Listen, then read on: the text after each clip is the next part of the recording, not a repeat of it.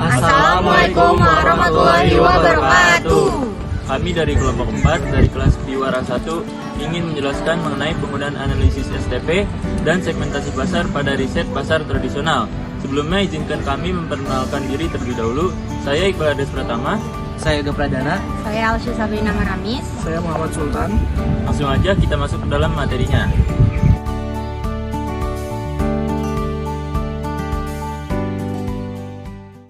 Apa itu riset pasar tradisional? Riset pasar tradisional adalah sebuah proses penting yang bertujuan untuk memahami dinamika pasar tradisional. Proses ini melibatkan pengumpulan, analisis, dan interpretasi data. Kenapa ini penting? Karena dengan memahami kebutuhan dan preferensi konsumen, serta faktor-faktor yang mempengaruhi penawaran dan permintaan, kita dapat membuat keputusan bisnis yang lebih tepat. Tujuannya untuk memahami kebutuhan dan preferensi konsumen, serta faktor-faktor yang mempengaruhi penawaran dan permintaan. Dalam riset ini, berbagai metode digunakan seperti survei, wawancara, observasi, dan analisis data penjualan. Semua ini dilakukan untuk mendapatkan wawasan yang mendalam tentang perilaku konsumen, tren pasar, dan potensi peluang bisnis.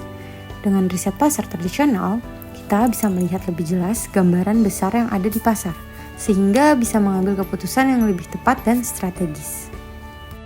Selanjutnya, mengapa riset pasar perlu menggunakan STP?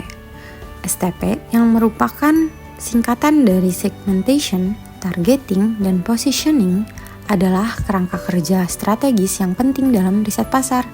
Dengan STP, perusahaan dapat mengidentifikasi segmen-segmen pasar yang berbeda, memilih segmen yang paling sesuai dengan produk atau layanan mereka, dan menentukan cara terbaik untuk memposisikan produk di benak konsumen. Segmentation membantu memahami berbagai segmen pasar. Targeting memungkinkan fokus pada segmen yang paling menguntungkan, dan positioning menciptakan citra produk yang kuat dan unik. Dengan STP, perusahaan dapat mengembangkan strategi pemasaran yang lebih terarah dan efektif, memaksimalkan peluang bisnis, dan menarik lebih banyak konsumen. Masuk ke pembahasan yang pertama, yaitu segmentasi dalam pasar tradisional. Segmentasi pasar tradisional adalah proses membagi pasar yang lebih besar menjadi kelompok-kelompok yang lebih kecil berdasarkan karakteristik tertentu. Di pasar tradisional, segmentasi dapat dilakukan berdasarkan yang pertama, demografi, seperti usia, jenis kelamin, pendapatan, pendidikan, dan status pernikahan. Lalu ada geografi, yaitu lokasi, kota, atau daerah tertentu. Selanjutnya psikografi, seperti gaya hidup, nilai-nilai, dan juga minat. Dan yang terakhir, perilaku, di mana kebiasaan berbelanja, frekuensi pembelian, dan loyalitas terhadap merek. Dengan melakukan segmentasi, pedagang di pasar tradisional dapat lebih fokus dalam melayani kebutuhan spesifik dari setiap segmen, meningkatkan kepuasan pelanggan, dan mengoptimalkan sumber daya pemasaran. Selanjutnya, targeting dalam pasar tradisional. Targeting adalah proses memilih satu atau lebih segmen pasar yang telah diidentifikasi untuk dijadikan target pemasaran. Dalam konteks pasar tradisional, targeting melibatkan yang pertama, evaluasi segmen seperti mengalas ukuran, potensi pertumbuhan, daya beli, dan tingkat persaingan dalam setiap segmen. Dan yang kedua, memilih segmen, yaitu menentukan segmen mana yang paling sesuai dengan produk atau layanan yang ditawarkan, serta memiliki potensi keuntungan terbesar. Dengan targeting yang tepat, pedagang pasar tradisional dapat memfokuskan upaya pemasaran mereka pada kelompok konsumen yang paling mungkin untuk membeli produk mereka, sehingga meningkatkan efisiensi dan efektivitas pemasaran. Selanjutnya adalah positioning dalam pasar tradisional. Positioning adalah proses menciptakan citra atau identitas produk di benak konsumen dalam segmen pasar yang ditargetkan.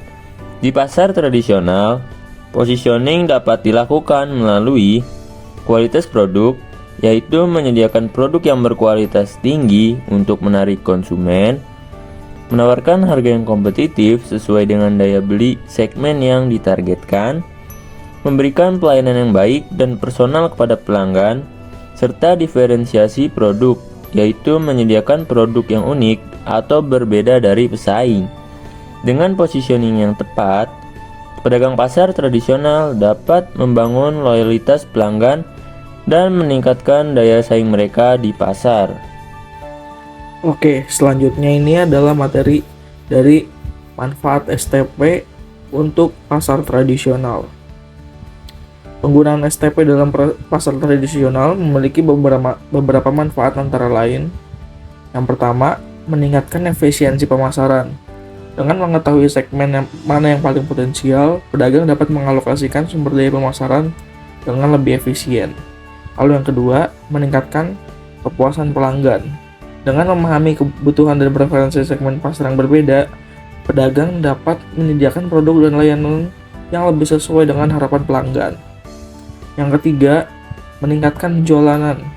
Dengan targeting yang tepat, maka pedagang dapat meningkatkan penjualan dan mengembangkan basis pelanggan yang lebih kuat. Lalu yang terakhir, meningkatkan daya saing. Dengan positioning yang tepat, pedagang dapat membedakan produk mereka dari pesaing dan membangun citra yang kuat di benak konsumen. Selanjutnya adalah pembacaan kesimpulan. Kesimpulannya, riset pasar tradisional yang menggunakan pendekatan STP, segmentation, targeting, positioning sangat penting untuk memahami dan memenuhi kebutuhan konsumen dengan lebih efektif.